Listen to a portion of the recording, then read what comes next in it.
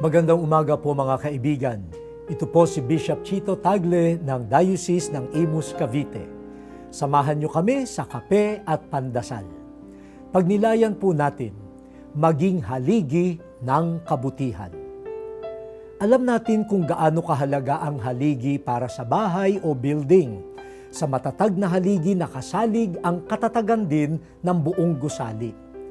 Totoo rin po iyan sa iba pang itinatayo natin. Halimbawa, itinatayo natin ang pamilya, isang organisasyon, o isang pamayanan, o ang ating bansa. Sa pagtatayo ng gusaling tao, maraming haliging kailangan. Hindi kahoy o semento, subalit takot sa Diyos, kabutihan, katotohanan, katarungan, kalayaan. Guguho ang sambayanan kung mahina ang mga haliging ito. Maraming nagrereklamo na mabagal itayo ang bansang Pilipinas. Baka naman mga mali at mahihinang haligi ang ating pinagsisimulan. Bawat isa sa atin ay tumulong sa paglalagay ng haliging matibay at masasandigan ng susunod pang mga henerasyon. Huwag sana tayo maging anay o bukbok na sisira sa haligi.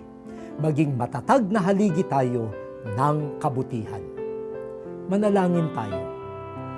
Pukawin mo, O Diyos, ang puso ng bawat Pilipino upang sa aming kabutihan ay makapagtayo kami ng maganda at mapayapang bayan. Amen.